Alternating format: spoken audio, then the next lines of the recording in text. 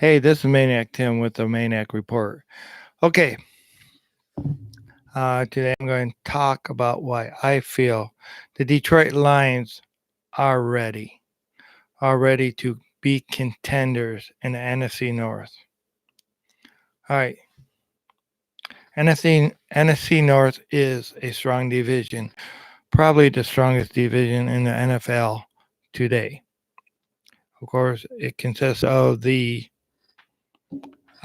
division winning Chicago Bears, uh, runner ups, the excuse me, runner up the Minnesota Vikings. Thirdly was Green Bay Packers, losing to the Green Bay Packers for last place, but not losing during the season to them. The Detroit Lions. This year, this season, I feel that the Lions are going to be a lot better contenders because we have a new offensive scheme. As long as they can go ahead and execute that new offensive scheme with Daryl Bevel running it, of course, Matthew Stafford being the key to it all, but not the only key. You're going to have a run first offense. I believe that even though the offensive line does need some help, I believe we're going to see a much more uh, line that will play as a unit. There has been some shuffling around in the OTAs, and I think they're just trying to figure out where to put what people and what works best.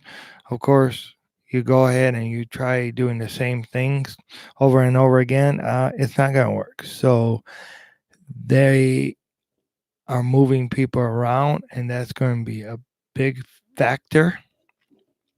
Another big factor in the Lions winning now is going to be the offensive running game. I believe the offensive running game is going to be a lot better this year, with led by second year running back Kerryon Johnson. And you're going to have CJ Anderson. That's going to be a big contributor this year. You're going to have Zach Zenner, who, as long as he makes the team, I mean, shoot, he really surprised a lot of people last year. Once Kerryon went down, he really went ahead and filled the spot that they needed. But you're going to have a offense that's going to focus on the run a lot better, and a lot better offensive coordinator that knows how to get a running game started. Jim Bob Cooter was more of a passing offense. He did great with Stafford throughout the years, except for last year. I think the writing was on the wall as soon as Matt Patricia came. He went ahead and gave Jim Bob Cooter another chance that was duly because of how he worked with Matthew Stafford, but he was never really going to be the offensive coordinator of long term, I don't think. I think Daryl Bevel brings a new element to that offense. And I think that that's going to be one of the things that's going to really make this team. He has proven in the past that he can take teams from nothing to Super Bowl. You also have Matt Patricia, who is a Super Bowl winner. So you have offensive and defensive side of the ball coaches that know how to win. So the coaching staff is much improved, I think. And I think that over the off season that Matt Patricia got to know his team a lot better, got more people in there that he knows and can, that's his type of players. That is key, because if you don't have your type of players in there, you cannot win.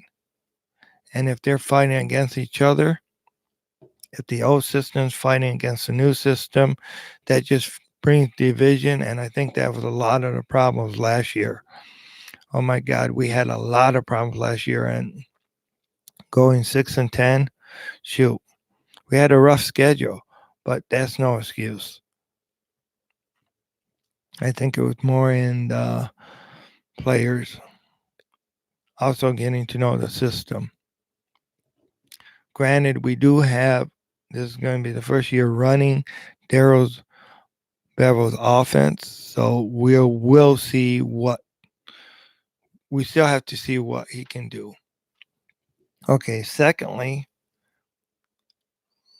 or maybe thirdly, I don't know. Well, we did talk about the running game and the running backs. We also have a they have also put in a lot of money and a lot of time and a lot of research into the tight ends. I think the tight ends that we got now are much better than what we had. Michael Roberts, I don't know what the hell was wrong with you, but shoot, you couldn't even pass 2 physicals. You cheated us out of draft choice because you couldn't pass your physical. So good riddance to you. You had promise at one time, but unfortunately you could not hold the mustard. You could not carry the torch, so to speak. I think TJ Hawkinson and also Jesse James is going to be a big part of the offense this year. I think that they're going to go ahead and give Matthew Stafford a lot more targets. He's going to be able to switch up. He's going to be able to switch up a lot better than what he had last year. He's going to be able to get out of trouble a lot better than he did last year because he's going to have the tight ends to throw to. He's going to have a better running game, and these tight ends are a lot better blocking tight ends. Now, shoot, 4 tight ends. The Lions went on and got four tight ends, 2 to free agency, 2 through the draft. So I think that these tight ends are going to be a lot better. I also think that they improved their receiving core. I think that the Lions improved it greatly. Well, maybe not greatly, but there's a couple new added. Of course, Danny Amendola. Shoot, not much needs to be said. Of course, he's older, but he knows Patricia. He knows what to do. So I think that I think that that's going to help out. You still got Kenny Galladay. I think he's going to have a breakout year again this year. I think that he's going to take the horse by the reins, and you're going to really see a lot out of him this year. Although it's still going to be a run first offense, I think that when we get in trouble, Stafford's going to have a lot of people to dump off the ball to. I think you're going to see a lot of new looks, a lot of new schemes.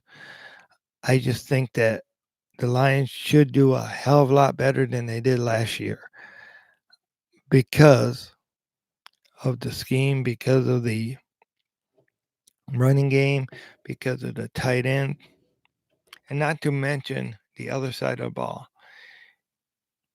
The defense, Trey Flowers, and also Damon Harrison side by side snacks.